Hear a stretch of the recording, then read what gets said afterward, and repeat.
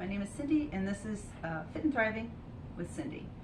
I am going to start a series of classes called Yoga for Flexibility. They're going to be 15 minutes long or so, just on different parts of the body, meant to either be paired or singled out.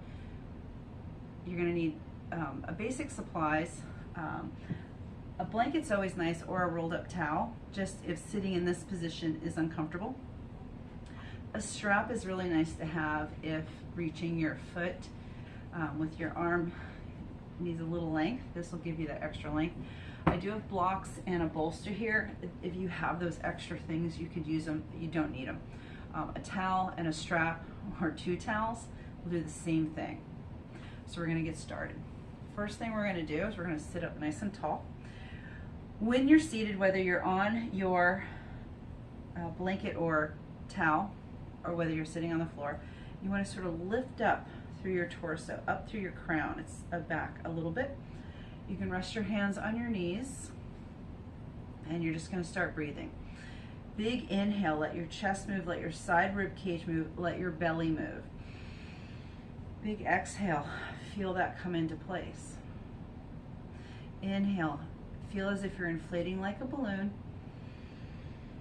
and exhale, gently coming back to the original position.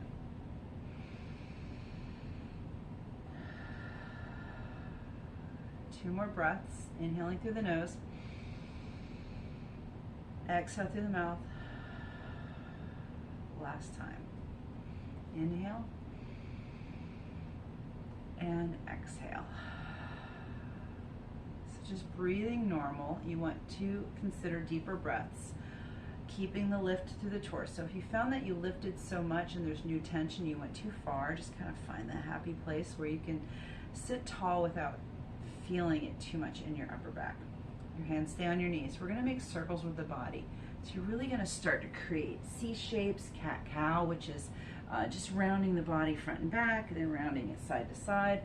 What I want you to do is just move the spine. You're welcome to allow the chin to move, the head to move. If you have neck issues, you know not to do something, don't do it. And what I want you to avoid doing is moving like a wooden spoon in a pot.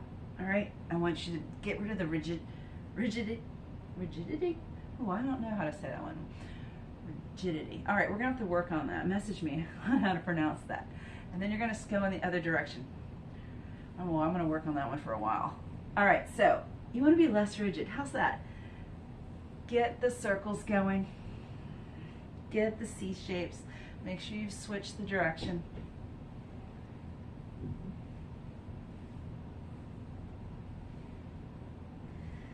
And then one more pass. And then come back to that start position. First thing we're going to do, we're going to take our right hand behind us and then the left hand to the knee. Inhale, lengthen. So you're going to lift up through the spine, and then you're going to exhale, press into the knee and press into the floor behind you. Look over your right shoulder. Big full breaths while you're here. One more big breath here.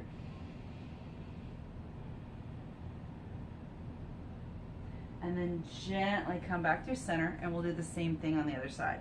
Right hand to left knee, left hand behind you. Inhale, lengthen, that decompresses your spine, and then exhale, press. When you press, feel the twist. Big breath while you're there. And one more. And then gently come to center.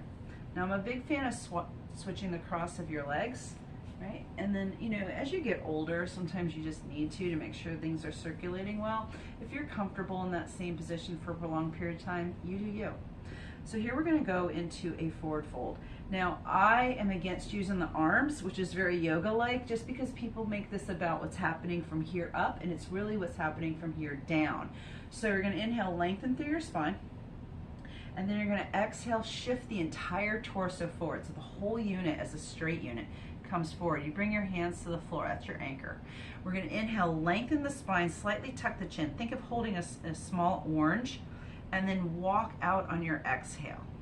Your inhale helps you re-lengthen your spine, keeping your chin tucked.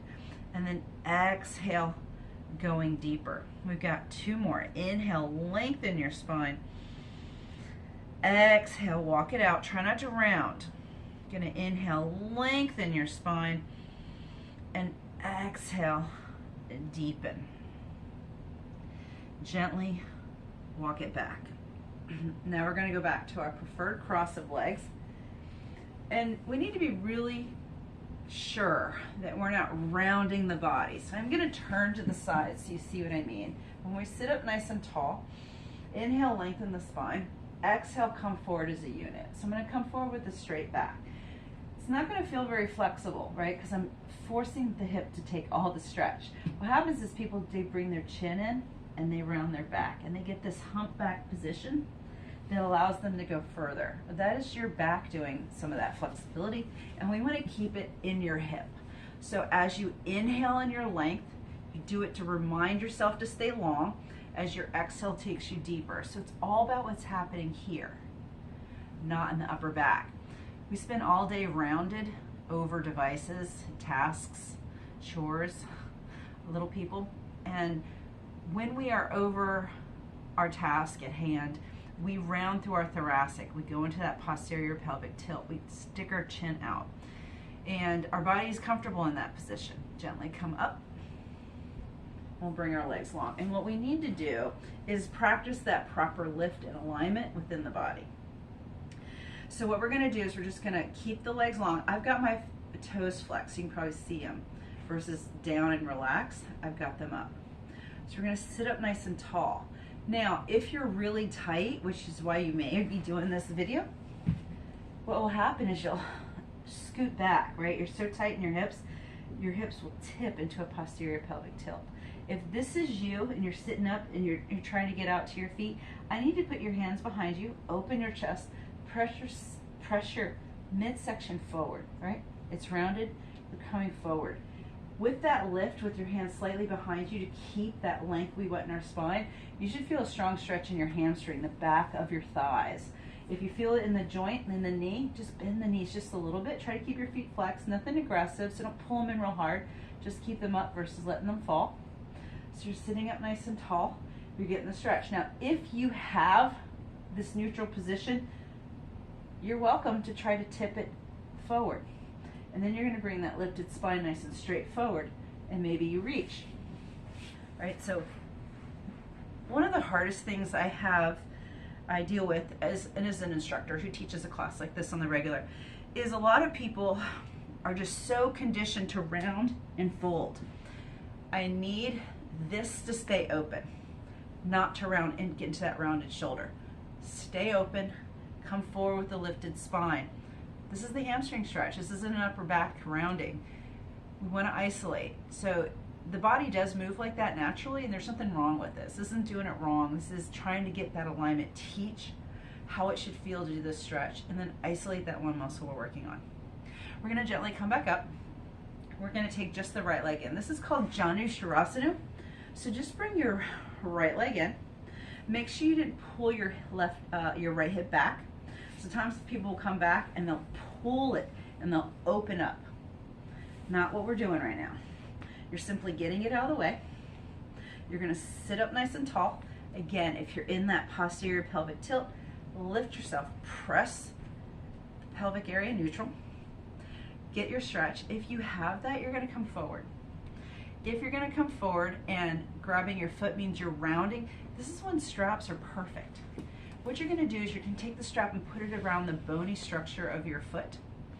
You're going to use it not to pull so much as to help anchor and lift. So what you're going to do is hold it, inhale, lift up nice and tall, decompressing your spine, and then exhale, gently pulling your own torso in with your own body, and then a gentle hold of the straps. Don't pull in like you're playing tug of war. It's too much. It's too much. We just want to stretch. We're not trying to win. And I like to say that you can't win yoga. We just need to stretch. We need to have an effect on the muscle to get the results. And then we're going to gently switch. So you're going to come up. I like to just take the strap with my other foot and switch into Janu Shirasana if I'm going to use a strap. I'm using one for demos. I also like to just put my hands on the floor. So we're gonna inhale, lift up nice and tall. You're either here getting all the stretch you need, or you've made it here, you've been working on this, and then you tip forward. When you come forward, you can either put your hands on the floor, inhale, lengthen, and then exhale, try to press with your own torso, press down to get the hamstring stretch. Or you're gonna help lift up using the straps, and then a gentle pull, very gentle, don't over pull. You end up playing tug of war with the muscle. It's not gonna be a good ending.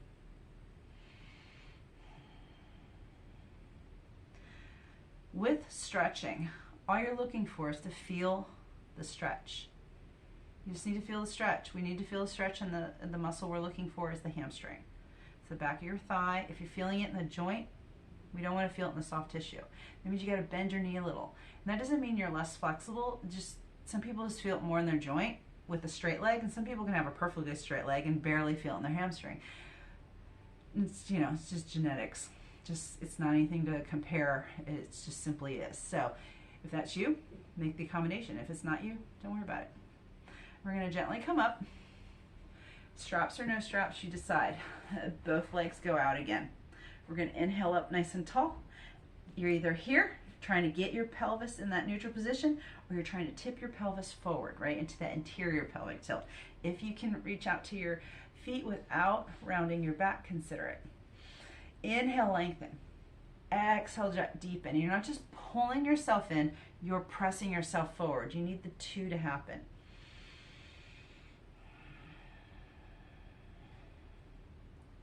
Each inhale takes you long, each exhale takes you deeper.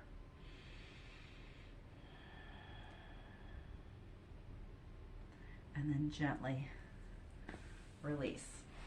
Last stretch we're going to do is wide legs. Bring both legs out. Now, if you need to stay on your towel, blanket, or if you want to come to the floor, that's you.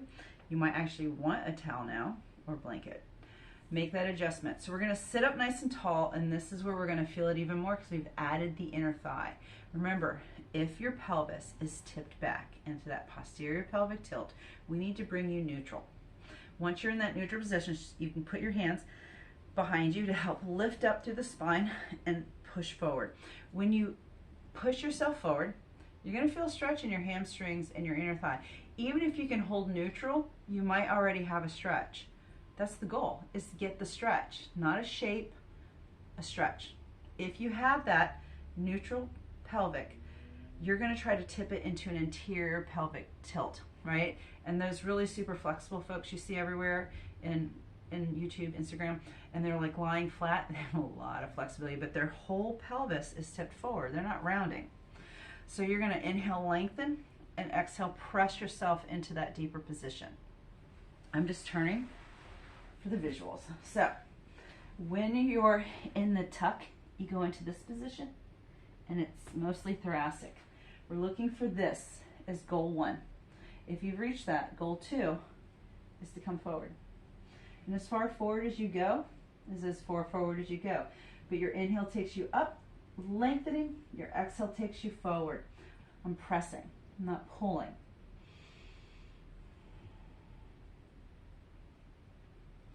Keep inhaling to get length. Keep exhaling to get depth.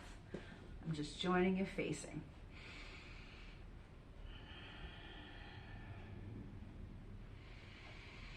And with each of your breaths, you'll feel your body making small micro changes in deeper into the stretch. And that's what you're looking for. You're looking for length in the muscle. That's it. And then we're going to gently press ourselves up. We're going to bring the bottom of our feet together.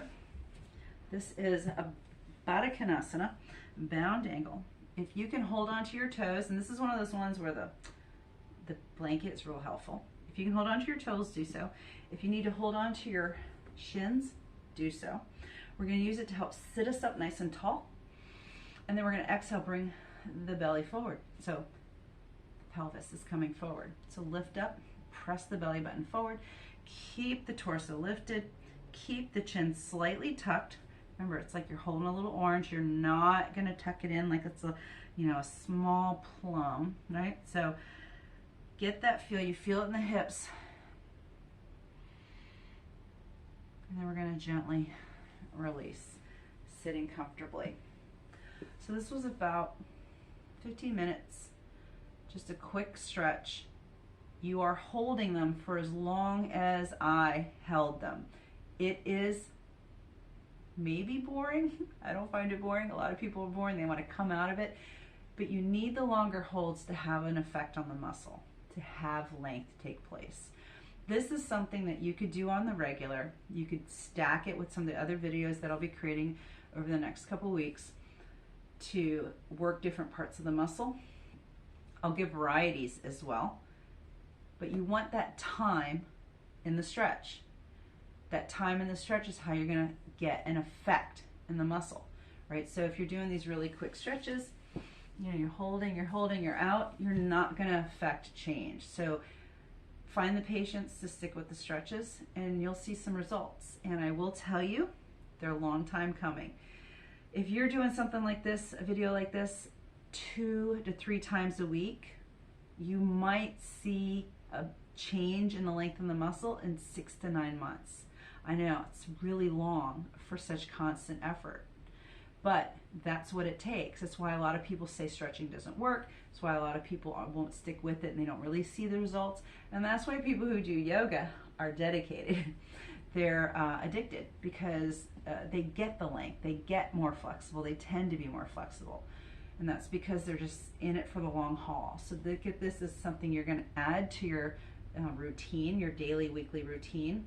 Not something you do to gain something and it's done. So this isn't like going to school, you get a piece of paper, you graduated, you're done. Flexible. This is long term. Think of it more in the grouping of bathing. Just constantly bathe to be clean. You need to constantly stretch to have flexibility. All right, so my name is Cindy, and this is Cindy with what is it? It's Fit and Thriving with Cindy. And if you're looking for a perfect instructor, I am not going to be that girl. I am definitely going to be in the family of a real human, mild flexibility, but lots of knowledge. You have a great day. Thanks.